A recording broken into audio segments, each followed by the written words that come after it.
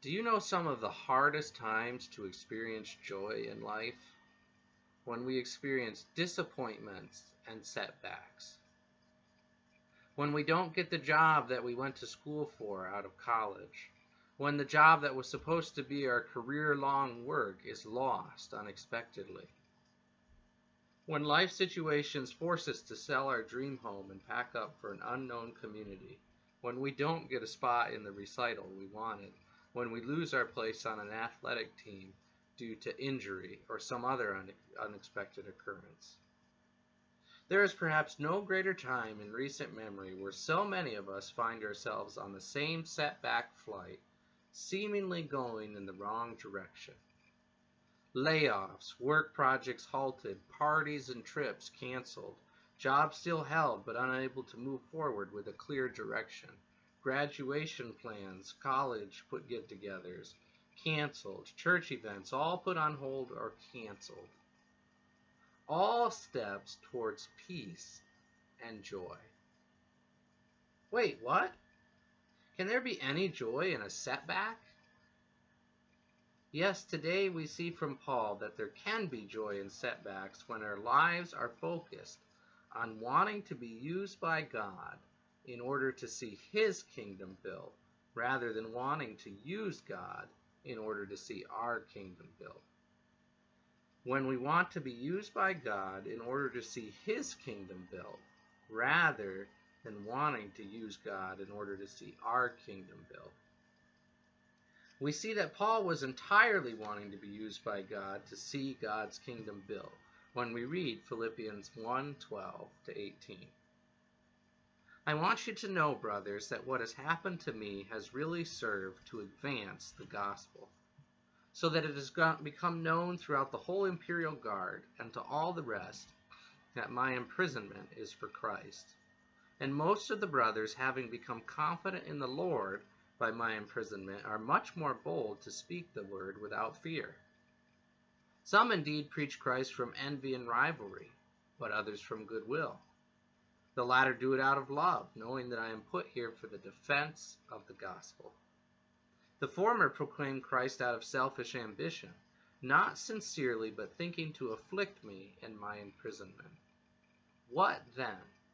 Only in every way, whether in pretense or in truth, Christ is proclaimed, and in that I rejoice. Talk about a setback. Paul was the world's leading evangelist, planting multiple churches, traveling from city to city, preaching the gospel, seeing hundreds, if not thousands, saved. Talk about a mover and a shaker. This was a man of influence, and not just any influence, but the most positive influence imaginable, kingdom building for God. And now, here he sits, chained to a handful of different guards each day, immobilized, unable to go anywhere. Mission, kingdom building, over. Then again, maybe not. Paul did not see this as a setback, just a reassignment in the grand plan of building God's kingdom. Paul ends this little jail ministry update not bemoaning his downsizing in God's corporate office pecking order, but rejoicing. Rejoicing because this was not a setback, just a divine reassignment. Paul rejoices because he was never worried about his kingdom or portfolio, but he was obsessed with God's kingdom plan and would play whatever part God wanted. He even gives a statement of joy over those who are using the gospel just to get ahead of him. Paul isn't worried about what part everyone else on board is doing. He is just glad to be on the team, building God's kingdom. A chief example of this is Joni Eareckson Tada, who was paralyzed in her teenage years and has spent her whole life using her hardship to share the gospel and encourage others in trials and difficulties, because she was concerned more about God's kingdom plan than her own. Now, I'm not going to say that it's easy that setbacks are easy, and that in the weeks ahead are going to be easy. There's nothing easy about any of this. However, I will say that if we focus only on our perceived losses, we will surely go backwards in every way. But if we choose to see our setbacks as a reassignment by an almighty God looking to use us in order to see his kingdom built, then we can have joy. Chiefly, this might be by sharing the gospel. But we also see the kingdom built by the lives we interact with on a daily basis and the kingdom values God uses us to instill in others.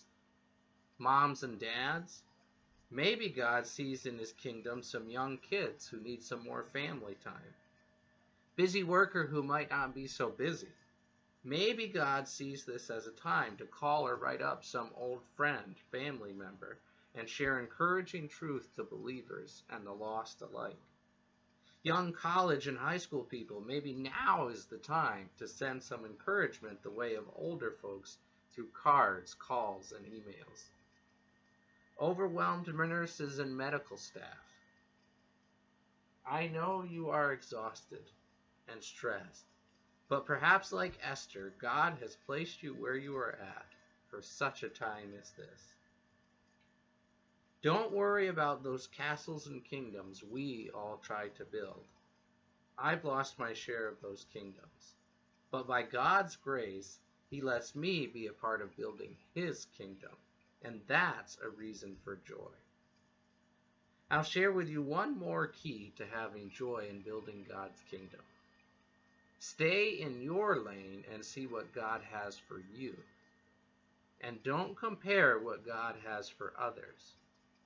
His use for you in his kingdom is best, and his use for him or her in the kingdom is best for him or her. There is a short story of another man called to kingdom building in John chapter 21, verses 18 to 23, known as the Apostle Peter. To summarize, God calls Peter to serve him and then tells him how his ministry is going to end, that he's going to suffer a gruesome death in crucifixion. Peter responds right away by pointing at John, the apostle, and saying, "Wait a second, what happens to him? What about him?"